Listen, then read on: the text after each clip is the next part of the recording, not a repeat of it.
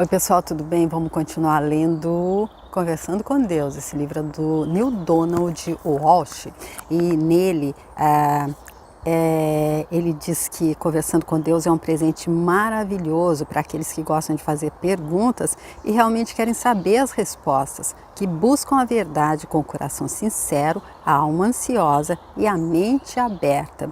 E nesse livro, o autor, o Neale Donald Walsch, aborda principalmente temas comuns a todos, concentrando-se nos desafios e nas oportunidades que a vida nos oferece e responde a muitas das perguntas que já fizemos sobre vida e amor, guerra e paz, objetivo e propósito, pessoas e relacionamentos, bem e mal e o caminho para Deus e para o inferno, por exemplo. E aqui nós estamos na segunda parte do livro, em que Deus estava discorrendo ali sobre certo e errado com Neale Walsch, porque ele diz que tudo é aceitável para Deus, pois como Deus poderia não aceitar aquilo que é? E aí ele terminou dizendo assim, se seus valores servem para você, age de acordo com eles e lute para defendê-los. Porém, procure lutar de um modo que não cause dano a ninguém. O dano não é um componente necessário na cura. Então ele dando um alerta ali que, como eu disse no vídeo anterior, a gente não deve estar tentando enfiar a goela abaixo de ninguém aquilo que a gente está conseguindo entender. Porque cada um capta quando capta e porque a gente deve confiar em Deus. E ele próprio disse aqui que ele não se importa com o meio, com o percurso, mas sim com o final, e porque ele não tem dúvida nenhuma de que ele vai reencontrar todos lá no final. Então leve o tempo que for, todo mundo vai entender. E aí então vamos ver como é que continua. O Senhor diz, haja de acordo com seus valores e ao mesmo tempo diz que nossos valores estão todos errados. Ajude-me a entender isso, diz o Neale Walsch. E aí Deus responde, eu não disse que seus valores estão errados, mas tampouco estão certos. São simplesmente julgamentos, avaliações, decisões que em sua maioria não são tomadas por você, mas por outras pessoas. Talvez seus pais, sua religião, seus mestres, historiadores e políticos. E aqui eu lembro de uma historinha que faz tempo que eu não falo nos meus vídeos, que é a história do ovo do cuco, que eu aprendi ali com a professora Lucilena, que ela fala que quando a gente está ali realmente, a gente pegou as crenças que nos passaram e que elas são nossas, é como aquele passarinho que o cuco, que é bem folgado, ele chega ali, ele não quer que a espécie se extinga, mas ele não quer ficar chocando o ovo, perdendo tempo ali chocando o ovo. Eu acho que o cuco tá bem ali no momento para virar ser humano. E aí então ele vai lá, simplesmente tira o ovo do outro passarinho e põe o ovo dele, aí outro passarinho vai chocar para ele.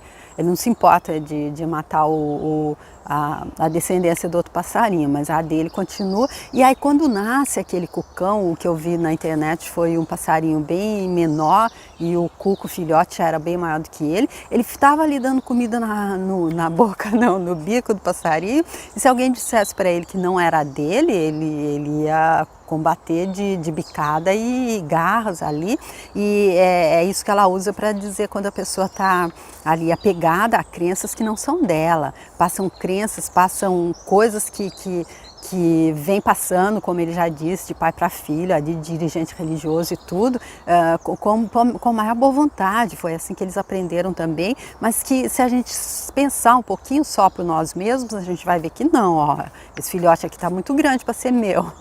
E aí então é isso que Deus está dizendo, que se a maioria das nossas decisões, elas não são tomadas por nós. Aquilo que o diabo diz no livro Mais Esperto que o Diabo, ali do Napoleão Hill, eu deixo a playlist aqui se você quiser ver, do livro completo. Ele também disse, a única coisa que faz com que as pessoas se alienem a ele é que escolhem pelo medo, então o medo abre a porta da mente para ele que é apenas o lado negativo da força, apenas o lado negativo do átomo, mas ele existe na mente de quem acredita nele, quem abre a mente para ele é o medo, e ele diz que isso só acontece porque a pessoa não pensa por ela própria. Se ela pensar por ela própria, ela não cai nas garras do diabo. Pouquíssimos julgamentos de valor que você incorporou à sua verdade foram feitos por você mesmo. baseados em sua própria experiência. Porém, foi por causa da experiência que você veio para cá e deveria criar-se a partir de sua experiência. Você criou a si mesmo a partir da experiência dos outros. Se o pecado existisse, seria isso: permitir a si mesmo tornar-se o que é a partir da experiência dos outros. Esse é o pecado, está entre aspas, que todos vocês cometeram. Não esperam suas próprias experiências, aceitam a experiência dos outros como evangelho, literalmente. E então, quando têm pela primeira vez a experiência verdadeira, sobrepõem a ela o que pensam que já sabem. Então, Deus dizendo que se houvesse pecado, porque me foi ensinado que a gente tem um monte de pecado e que é por isso que Deus depois iria nos condenar ou nos absolver, de acordo com o grau do pecado que a gente tivesse cometido. Então ele dizendo que se existisse pecado, o pecado maior é contra a gente mesmo, que a gente toma decisões baseadas naquilo que nos foi passado e não a experiência dos outros e não pela nossa própria. Nós viemos aqui apenas para experienciar. Se não fizessem isso, talvez tivessem experiências totalmente diferentes, que poderiam ir contra o que lhes ensinaram seus primeiros mestres e outras fontes. Na maioria das vezes, vocês não querem ir contra o que lhe ensinaram seus pais, suas escolas, religiões, tradições e todos os escritos sagrados. Por isso, negam suas próprias experiências a favor do que lhes disseram para pensar. Em nenhuma parte isso pode ser melhor ilustrado do que em seu tratamento da sexualidade humana.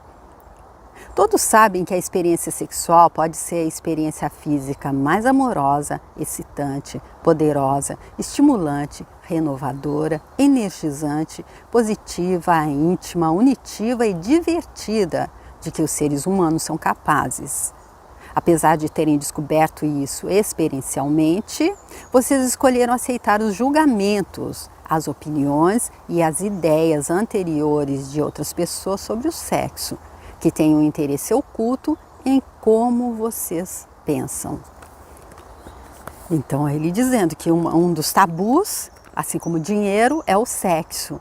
Então, que por causa, mesmo que a gente já tenha tido a experiência e tenha entendido que a experiência sexual tem tudo isso de positivo, a gente escolhe aceitar aquilo que já nos passaram. A gente não escolhe pensar por nós mesmos. E aí a gente entra naquela coisa de condenar essa experiência que eu já li em tantos lugares, que a energia sexual é a que cria, literalmente. Mesmo aqui no físico. Então, como é que pode ser alguma coisa negativa? É óbvio que, como o dinheiro também é exatamente aquilo que a gente faz dela, é como é que a gente usa também. Esses julgamentos e essas opiniões e ideias contradizem diretamente suas próprias experiências. Mas como vocês relutam em considerar errado o que lhes ensinaram seus mestres, convencem-se de que devem ser as suas experiências, ou acreditam as experiências deles, as suas experiências que estão erradas. O resultado é que negam sua própria verdade em relação a esse assunto, com consequências devastadoras. E aqui Deus trazendo à luz aquilo, por que isso acontece, porque a gente a gente reluta em considerar errado o que nos foi ensinado, aqueles para quem a gente acredita que não poderiam errar, que sabem a verdade, que são nossos pais, nossos dirigentes religiosos, nossos professores. Vocês fizeram o mesmo em relação ao dinheiro. Sempre que tiveram muito dinheiro, sentiram-se bem, recebendo-o e gastando-o. Não havia mal nenhum nisso, nada de inerentemente errado, esse errado está entre aspas. Contudo, vocês estavam tão imbuídos dos ensinamentos de outras pessoas a respeito desse assunto que rejeitaram suas experiências a favor da verdade, verdade também entre aspas. Tendo aceito essa verdade como sua, formaram pensamentos em torno dela, que são criativos. Todo pensamento cria. Dessa forma, criaram uma realidade pessoal em torno do dinheiro que o afasta de vocês. Afinal de contas, por que iriam procurar atrair o que não é bom? Não é? Afinal de contas, nos disseram que é mais fácil um camelo passar pelo buraco da agulha do que um rico entrar no céu. E aí nos interpretaram erroneamente essa frase. Então eu não quero entrar no céu? Claro, no final ali vai haver julgamento, eu vou para o céu. Então como é que eu posso querer que o dinheiro fique, querer ser rico? Por mais que eu diga eu preciso de dinheiro, por mais que eu goste de dinheiro, como que eu vou citar se isso está ali incultado, está ali plantado no meu subconsciente, que se eu for rico eu não entro no céu e eu quero entrar no céu. E a outra, dinheiro é sujo. Se eu considero, eu posso gostar muito de uma pessoa, mas ela se recusa a tomar banho, ela é suja mesmo. Então, como é que eu vou querer ficar com ela? E se eu quero mesmo, tá bom, eu aceito, eu vou ficar com ela, mas será que ela, se souber que eu acredito que ela é suja, será que ela vai querer ficar comigo? Então, por que é que a gente ia procurar atrair aquilo que não é bom? Surpreendentemente, vocês criaram essa mesma contradição no que diz respeito a Deus. Tudo que seus corações experimentam em relação a Deus lhes diz que Ele é bom. Tudo que seus mestres lhe ensinam sobre Deus lhe diz que Ele é mau. Seus corações lhe dizem que Deus deve ser amado sem medo. Seus mestres lhes dizem que Ele deve ser temido porque é vingativo. Dizem que vocês devem viver temendo o castigo divino, tremendo na presença dele. Durante todas as suas vidas, devem temer o julgamento do Senhor. Porque o Senhor é justo, entre aspas, e Deus sabe que terão problemas quando enfrentarem a terrível justiça dele. Portanto, vocês devem obedecer às ordens dele, ou então exatamente o que me foi passado na minha religião. E é por isso que aí entra aquilo da gente não temer, estar procurando pensar por nós mesmos. É quando a gente começa a despertar. Em primeiro lugar, vocês não devem fazer perguntas lógicas como: se Deus queria uma obediência cega às leis dele, por que criou a possibilidade dessas leis serem violadas? Todos os seus mestres lhes dizem: porque ele queria que vocês tivessem o livre-arbítrio. No entanto, que tipo de livre-arbítrio é esse quando escolher uma coisa, dentre outras, leva à condenação? Como o arbítrio é livre quando não é sua vontade, e sim a de outrem que deve ser feita? Aqueles que lhes ensinam isso fazem Deus parecer hipócrita. Então Deus bem explicando. Se a gente começasse a pensar por nós mesmos, a gente ia fazer esse tipo de pergunta. Se Deus queria uma obediência cega às leis dele, se ele é realmente lá, tem que ser assim, é desse jeito, senão vai para o inferno, por que então ele criaria possibilidades dessas leis serem violadas?